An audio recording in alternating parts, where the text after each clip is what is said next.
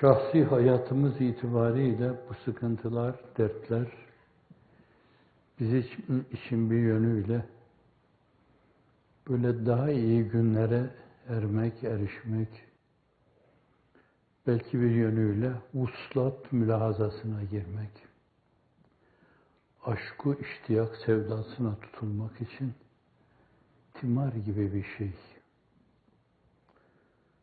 Bir yönüyle bize ait sayılacak mesavi, maasi, hatiat, seyyiat. Bunlar bizim ruh dünyamızda, manevi anatomimizde onu sarmış dikenler, çalılar gibi şeylerdir. Cehennemdeki zakkum gibi şeylerdir. Her zaman bize özlerindeki o zehiri içirerek bizi bir yönüyle kalbi hayatımız, ruhi hayatımız itibariyle felç etmek isterler. Musibetler bir yönüyle ızdırar haliyle ve aynı zamanda ızdırap keyfiyetiyle ona teveccühü temin eder. Buna o büyük zat cebri, lütfi diyor. Lütuf sayılan bir zorlama. Bir tokat vuruyor ama cehennemden yüzümüzü çeviriyor, cennete döndürüyor. Dolayısıyla bir terbiye ve timar görüyor şahıslar. Ferdi hayatında gördüğü bu terbiye ve timarla لِيُمَحِّسَ اللّٰهُ الَّذ۪ينَ آمَنُوا وَيَمْحَقَ الْكَافِرِينَ Allah iyi kötüden, kafiri müminden tefrik etmek için altını tortudan, pusadan ayırıp özünü işe yarar hale getirmek için nasıl potalarda, ateşlerin üzerinde eritiyor. Öyle buyuruyor zaten Hazreti Ruh Seyyidül Enam. İnna Allah la yucerribu ahadakum kema yucerribu ahadukum zehebehu bin nar. Allah herhangi birinizi tecrübe eder. Potalardan geçirir. Preslerle sıkıştırır. Da kendiniz olabilmeniz için lazım gelen her şeyi yapar. Kendiniz olabilmek. Kendi olması ahseni takvimin hususiyetlerine göre bir keyfiyet kazanması demektir. Madem insanın meleklerin de ötesinde ahseni takvime mazhar ederek bir mirat-ı muallayı mücella yapmış zatına. Ayneyi idrak fark edilirse sivadan, o zaman kasrine nüzul eyler sultan. O aynada o görünür sürekli. Bu açıdan da insanın öyle ayıklanması, değişik şeylerden arınması ve bir timar görmesi, Cenab-ı Hakk'a yönelmesi ve bir yönüyle onun müşahedeye konulması, yine o pirin ifadesiyle hayvaniyetten çıkması, cismaniyeti bırakması, kalp ve ruhun derece hayatını hecelemesi veya ona yönelmesi, ona yükselmesi adına çok önemli bir ameliyeyi cebriyedir. Ameliyeyi askeri talim ettirmek, savaşa hazırlamak için. Nasıl talim ettirirler? Yat, kalk, ayakta dur, hazır ol vaziyete geç, rahat, yat, silahını eline al, hedefini belirle derler. Bir şeye hazırlarlar böylece. O da hazırlamak için adeta bir eğitimden, talim-i terbiyeydi eskiden, şimdi eğitim, öğretim diyorlar. Geçirir. Aynen ailevi hayatımız itibariyle de aynı şeyler söz konusudur. İçtimai hayatımız, toplum hayatımız adına da aynı şeyler söz konusudur. Ailede bazı fertleri itibariyle kirlenebilir. Evlat, kız, erkek, anne ve babaya ters düşebilir. Onları kendi hususiyetleriyle sindiremeyebilir.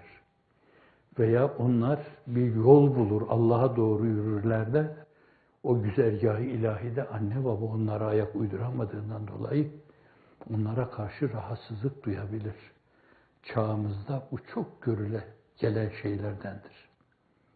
bir dönemde belli duygu ve düşüncelerin tesirinde preslenen, daha duygularını ve düşüncelerini yitiren ve ahseni takvime kapalı hale gelen nesiller, daha sonra çocukları bir yerde bir ışık görünce o ışığa doğru koşmaya başladılar. Işığa yaklaştıkça hızlarını artırdılar. Bu bir yönüyle yoldan çıkmış, şirazeden çıkmış, anne babayı rahatsız eder bir hal aldı. Dolayısıyla engellemeye koyuldular. Bunun gibi günümüzde yaşanan şeylerdir. Bazen yukarıdan aşağıya bir engelleme olur, bazen de aşağıdan yukarıya doğru bir engelleme olabilir.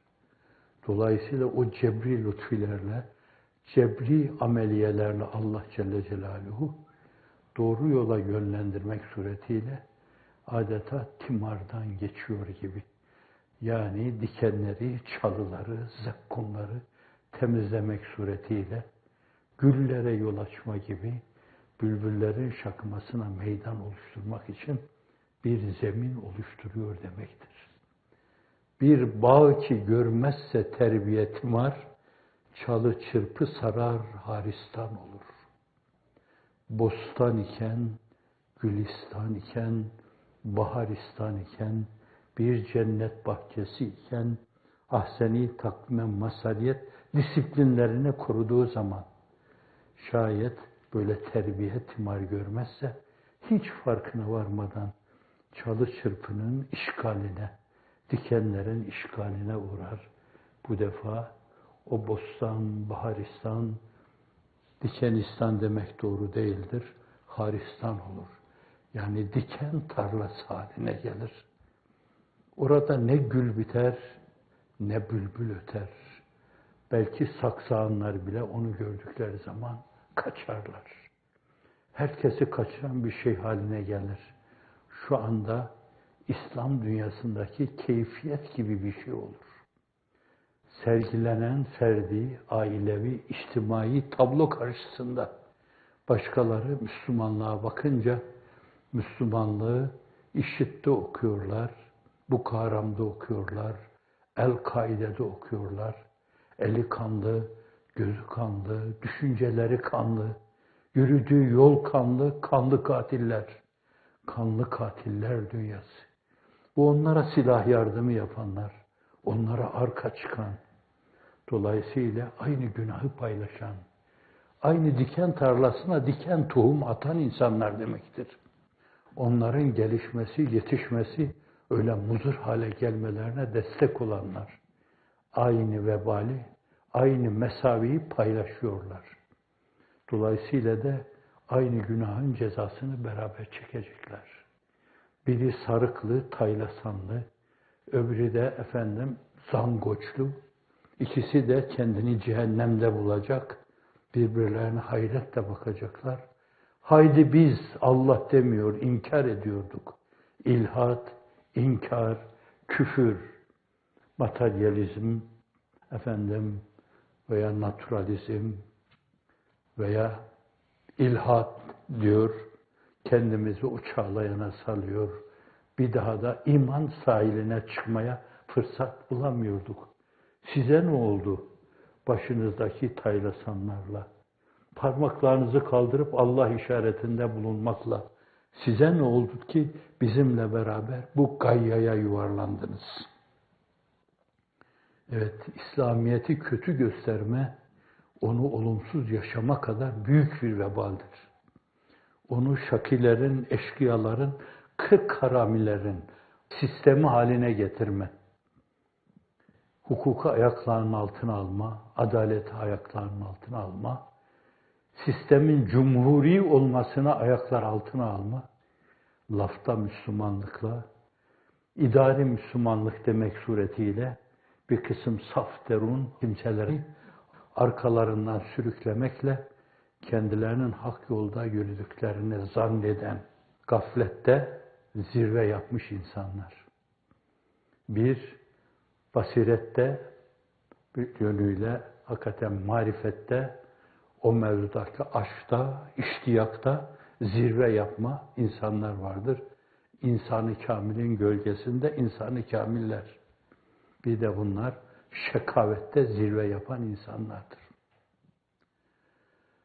Evet. Bunun için Allah Celle Celaluhu böyle imtihanlardan geçirir.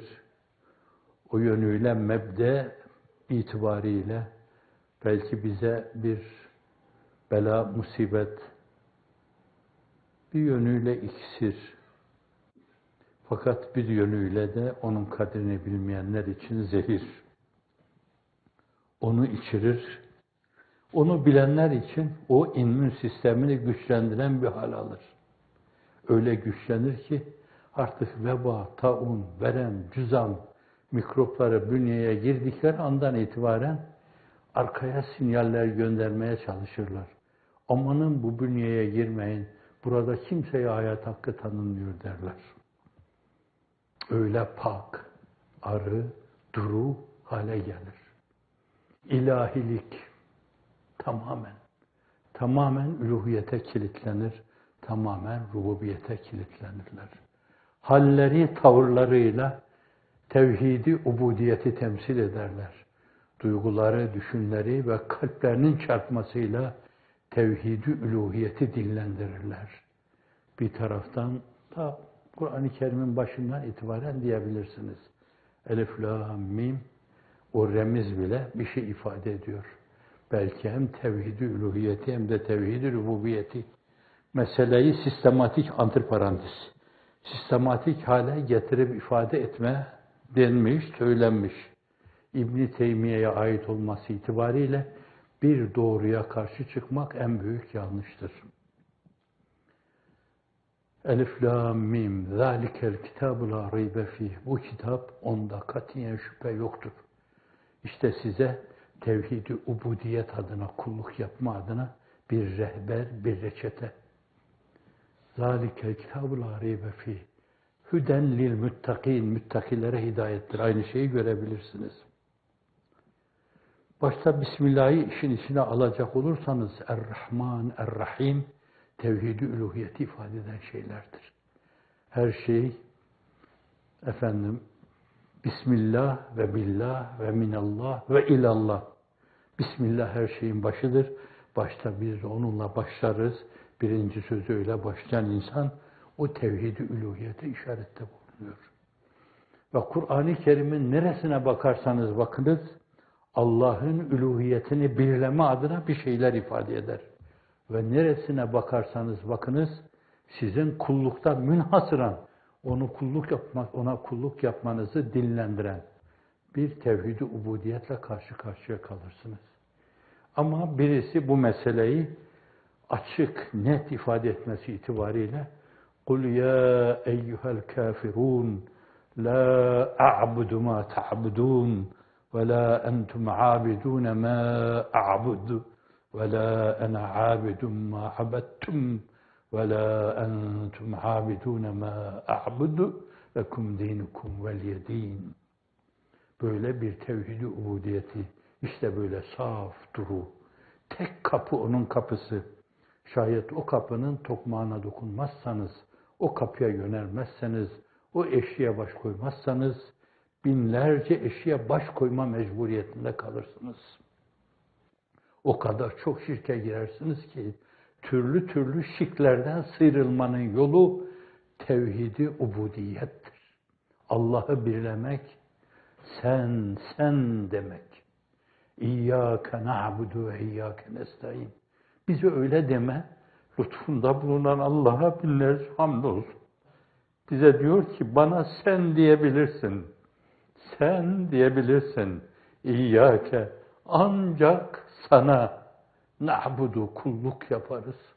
Ama ben yaptığım bu ferdi kulluğu öyle küçük görüyorum ki, onun için hemen mütekellim mal gayra sığınıyorum. Na'budu diyorum. Sana kulluk yaparız. Yanımda, sağımda, solumda duran saflardaki insanları da düşünerek, bak ya Rab, bunlar da bana bu mevzuda iştirak ediyorlar. Halkaları genişletiyorum. Bütün küre-i arzda o esnada Kabe-i Muazzama'ya yönelmiş ve sizinle bir yönüyle maddeten, bir yönüyle manen omuz omuza vermiş. ve göklerin değişik tabakalarında aynı yöne yönelmiş. Cebrail'iyle, Mikail'iyle, İsrafil'iyle, Hamele-i Arşi'yle, Mukarrebiniyle, Mühimminiyle el pençe divan durmuş. Ona karşı tevhid-i ubudiyetlerini ifade ediyorlar. İşte benim şu acizane, mücrimane, müsiane, günahkarane, İyyâke dediğim şeyi bence onların içinde diyorum. Onlar diyorlar ya, o korunun içinde benim şu günahkar sesime de teveccüh buyuru deme manasında. Hazreti Pir başka bir zaviyeden aynen buna işaret ediyor. Ama bu öyle zor bir mesele ki sana hakikaten tevhidde bunlara kulluk yapmak, ibadette bulunmak, ubudiyette bulunmak, bir kademe üstü, bir basamak üstü, ubudette bulunmak, tamamen ona kulluk yaparken kendinden bile sıyrılarak, bütün kulluklardan sıyrılmak, öyle bir kullukta bulunmak, namaz kılarken namazlaşmak, namazın dışında her şeyi kafandan silip atmak, oruç tutarken orucun dışında her şeyi kafandan silip atmak, zekat verirken her şeyi kafandan silip atmak, o verdiğini verilmesi gerekli olan kimselere veriyorum. Ve mimma rezaknahum yunfikun. Benim rızık olarak verdiğim şeyden infak ediyorlar. Benim verdiğimi veriyorlar demek suretiyle kendinizden bir şey vermiyorsunuz. Her zaman yaptığın şeyde bir yönüyle o yaptığın şeyle bütünleşme esasen onu tabiatının bir derinliği haline getirme. İşte ona ibadet, ibadetin üstünde ubudiyet, ubudiyetin üstünde ubudet demiş. Erbab-ı tasavvuf tabir diğerle kalp ve ruh erbabı ubudet demişler. İyyâke na'budu. Fakat bu öyle zor bir mesele ki biz kim, sana kulluk yapmak kim? Gerçi sen müsaade ettin, hatta kendine sen bile dedirttin. Siz demeyin, sen deyin yani. Kendinizi bana, benim yakın olduğum gibi yakın hissederek, bana yakınım da hitap ediyor gibi adeta, beni kendi içinizde hissediyor gibi, İyyâke, ancak sana. Fakat bu çok zor. Bütün insan benliğiyle, tepeden tırnağa, bütün hissiyatıyla, bütün şuuruyla dinlendirmesi çok zor. Bir yönüyle ubudiyet adına baba yiğitlik. Bunlara ubudiyet baba yiğitleri veya ubudet baba yiğitleri denir. Baba yiğitler bunlar. Allah karşısında durulması gerektiği ölçüde, ölçekte, kemerbeste ubudiyet içinde el pençe divan duran insanlar. Onun için ben bunu senin istediğin ve dediğin gibi yapamıyorum. Yine bana sen diyerek şunu isteyin arkadan. Ve iyyâke nesta'in. Bunu bir hakkın yerine getirme mevzunda da işte benim dahil olduğum halkalar, ta Cebraillerin bile içinde bulunduğu o halkalara kadar hepsiyle beraber yardımı da yalnız ve yalnız senden istiyoruz demek suretiyle. Şimdi tevhid-i ubudiyet ifade ediyor mu, etmiyor mu bu? Ve bir diğer taraftan da bakın aynı kelimeler içinde aynı zamanda sadece sen varsın. Sen tecelli eylemezsin perdede ben var iken, şart-ı izharı vücudundur adim olmak bana. Ben diyorken sen o perdede tecelli etmezsin. Kalp aynasında tecelli etmezsin. Ruh ve bir yönüyle sır ufkunda tecelli etmezsin sen. Sen tecelli eylemezsen perdede ben var iken, şart-ı izharı vücudundur. Adim olmak bana. Beni yok kabul ettiğim zaman bütün benliğimle ben yokum. Üzerime bir çarpı işareti çizdim. Çünkü sonsuz sensin. Nisbi bile olsa başka sonsuzlar olamaz. Sonsuz sen olduğuna göre bana düşen şey sıfır. Zero. Zero. Senden soluna bir rakam istiyor. Sen ganiyü alel itlak, muni mutlaksın. İstersen bir korsun sola, istersen iki korsun, İstersen peşi peşine 2 rakam korsun. Birdenbire mesele 110 yaparsın. 3 rakam korsun. 1110 yaparsın. Çünkü sen gani alal-ıtlak, muğni mutlaksın. Baştan sona kadar ta Kul ya eyyuhel kafirun, kul huvallahu ahad hakikatine kadar o tevhidi, ubudiyeti, o tevhidi, uluhiyeti Kur'an bize ders veriyor. Ama bu dersler değişik şeylere bağlanarak çok defa ifade ediliyor. Bir yerde Cenab-ı Hakk'ın rahmaniyet ve rahimiyetine, bir yerde Malikül Mülk olmasına, bir yerde din gününün sahibi sizi hesaba çekecek, teraziden geçirecek, tartacak, sevap ve günah itibariyle muameleye tabi tutacak yönüyle, değişik yönleriyle bunlar farklı farklı şekilde ele alınıyor. Cenab-ı Hak hakiki tevhid ufkuna bizi ila buyursun. Tevhid-i üluhiyet ve tevhid-i ubudiyet de taçlandırsın. Hep onu birleyelim ve hep o bire kullukta sabit kadem olalım. Başımız onun kapısının eşiğinde olsun. Elimiz kapısının tokmağında olsun. Namazla, oruçla, zekatla. Öyle olmazsa şöyle buyuruyor. Söz sultanı Hazreti Sahip Kıran, Sultan-ı Zişan aleyhissalatu vesselam. Rubbe qaimin leyse lehu min kıyamihi illa seher vel hatab. Nice ayakta duranlar, namaz kılıyorum diye belki sabahlara kadar ayakta duranlar vardır ki yanlarına yorgunlukları ve uykusuzlukları kar kalmıştır. Rubbe saimin leyse lehu min siyami illel cu' vel ataş. Nice oruç tutanlar da vardır ki yanlarına kar kalan sadece susuzlukları ve açlıklarıdır. Dolayısıyla o işin ruhu meseleyi onunla irtibatlandırmak. O işin ruhu meseleyi onunla irtibatlandırmak. Onunla irtibatlandırmadığınız zaman yaptığınız ibadetü taat ölüdür. Ve bu ölülük sizin cismaniyet aleminize, maddi anatominize de bir yönüyle akseder. Ve izâ kâmû ilâ salâti kâmû küsâlâ. Namaza kalktığınız zaman esreme. Abdest alırken ayrı bir zahmet hissi duyma. Uykudan uyanırken 50 defa gerilme. Bu sizin o manevi anatominizdeki arızalar maddi anatominize de akseder. Ve Kiramen Katibin Hazreti meseleyi yazarken böyle yazarlar. Esnedi, gerildi, dalgınlığa düştü, kendini saldı. Ama antiparantez arz edeyim. O Erhamur Rahimin, Rabbül Alemin, inne rahmeti sebakat ala gadabi. Veya Kur'an'da benim rahmetim her şeye vasidir. Veya rahmetim gazabıma sebkat etmiştir kutsi hadisiyle. O böylelerini de affeder. Haydi sen de geç yaramaz çocuk diyebilir. Böylelerini de affeder. Onun rahmetine tahdit koymaya kalkmayalım. Falanın filanın bu mevzudaki eksik, kusurlu, düşe kalka kulluğunu onun yüzüne kirli paçavra gibi vurmayalım. O kadarcıkla bile onu yese atmayalım. Yapacaksak şayet onun içinde meselenin birkaç adım ötesinde daha derinine açılma duygusu uyaralım. Kalbi tembih edelim.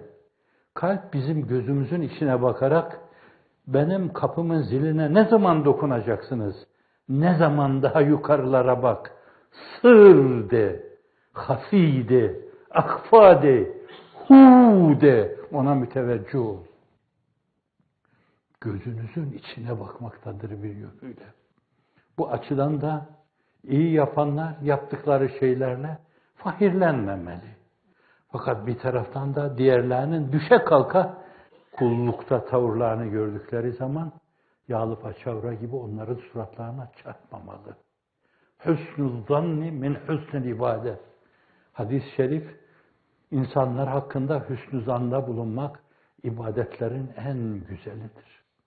Güzel bir ibadet ortaya koymak, sergilemek istiyorsanız, elden geldiğince çok küçük şeylerinden dolayı bile insanlar hakkında hüsnü zannetmeye bakın.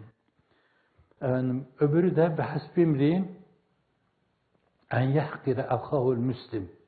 Bir insana mümin kardeşini hakir görme günah olarak yeter.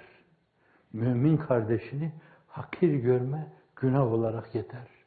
Biraz evvel de acizane arz ettiğim gibi, hani bir yönüyle Hazret yine bir yerde ve leyn messetum nefhatum min azabi rabbik. İcaz hecelemesinde Hıtmir başka onu söyledikten sonra o blokaja dayandırılarak esasen Bismillahirrahmanirrahim. Elhamdülillahi Rabbil Aleminden Elif Lam Mim Zalikel Kitabul La Reybe Fi'den ta minel cinneti ve nasine kadar şu örneklerle bunu göstermek mümkündür. Yani Kur'an-ı Kerim'de seçilen kelimeler esasen bir yönüyle ilk musiki açısından mazmunu seslendirme itibariyle o kadar uyum içindedir ki zevki selim sahipleri bunu biraz edebiyattan anlayan, biraz nazımdan anlayan, biraz musikiden anlayan insanlar bunu çok iyi anlarlar. Hatta burada şimdiye kadar denmemiş bir şey arz etmek istiyorum. Belki o kıraat-ı aşereyi meşhure bir yönüyle bu değişik meselelerin hakikaten kendi özlerine uygun, mazmuna, mantıka uygun seslendirmesi adına bir kısım argümanlardır. Çünkü çok farklı anlayışta, dilde, aksanda insanlar vardı. Meseleleri çok farklı ifade ediyorlardı. O farklı ifadede bir yönüyle aynı mazmunun bir yönüyle o sesi, o soluğa göre ifade edilmesi çok önemlidir. Ama bizim gibi milletimiz gibi ümmi. Bizim milletimiz diplomalı bile olsa ümmi. Çünkü esasen o dili temel incelikleriyle bilmeyen. Bir de o dilin bilinmesi yetmez. Tabi'in sahabi gibi anlamıyordu o dili. Tebe-i tabi'in de tabi'in gibi anlamıyordu. Onun için Cabiri çok haklı olarak diyor ki, bir dönemde Arap dilinin aslını araştırmak üzere şurada burada çadır kurmuş eski Arapların yanına müracaat etme yerine keşke esasen sahabe-i kiram efendilerimize müracaat etselerdi. Dilin bir yönüyle büyüleyici esprisini o zaman yakalamış olacaklardı. Allah öyle bir dille sarfi, nahvi, maani, beyani, mantıki öyle bir dille Murad-ı Sübhanesini ifade ediyor ki benim gibi bir çobandan meseleyi çok yüksekçe idrak eden, anlayan insana kadar herkes ona bakınca yahu bana hitap ediyor gibi diyor. Filozof bana hitap ediyor gibi diyor. Ben de bakınca bir yerde hakikaten okurken bazen ben kim, onu doğru anlamak kim? Ama yemin ederim bazen namazın içinde külahımı atasım geliyor. Allah'ım bu ne büyüleyici ifadedir. Bu nasıl elimi kolumu bağladı benim. Denemez bir şey diyorsun burada. Ancak bunu sen dersin. Kaldı ki ben kim? Ona ait o incelikleriyle bütünüyle anlamak kim? Fakat öyle bir şey ki bencileyin, çobanların bile ona baktıkları zaman onun ulviyetini kendine has, kendi ufukları açısından, kendi göz arpacıkları açısından sanki böyle ona inmiş gibi anlayabiliyorlar. Ama yukarıların yukarısında ve artık yukarısı olmayan bir noktada Hazreti Ruhu Seyyidül Enam, o da bana inmiş diyor onu. Ebu Bekir bana inmiş gibi, Ömer bana inmiş gibi diyor. Sallallahu aleyhi ve sellem ve radıyallahu anhuma. Evet, baştan aşağıya Kur'an isterse o tevhid-i üluhiyet, tevhid-i rububiyet adına onu dal bil ibareyle, dal bil işareyle, dal bil iktiza ile ifade etsin. İsterse mazmunda münasebet geldikçe burada bu mesele şöyle ifade edilmeli demeli. Müstetbaatü terakibe uygunluk içinde. Bunlar ıslahi şeyler.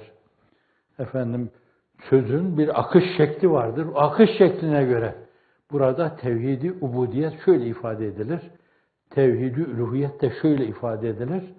Şeklinde sürekli o iki temel unsur ortaya konuyor. Çünkü çok önemli bir mesele. Zira Cenab-ı Hak Kur'an-ı Kerim'de ve ma halaktul cinne vel inse illa liya'budun. İns ve cinni bana kulluk yapsınlar diye yarattım buyuruyor. Ubudiyet bakın.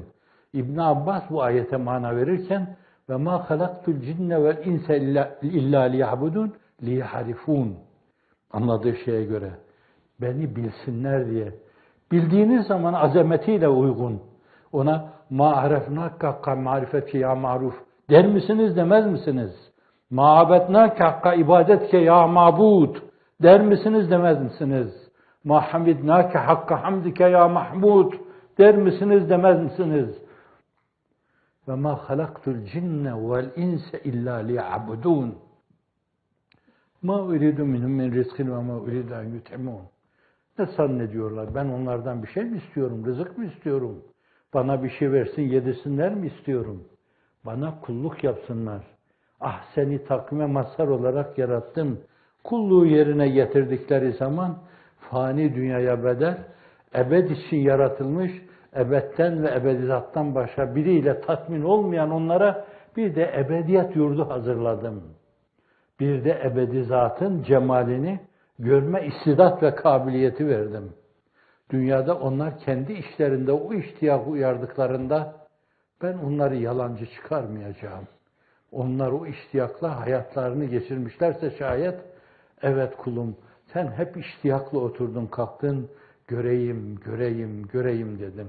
İşte şimdi gör.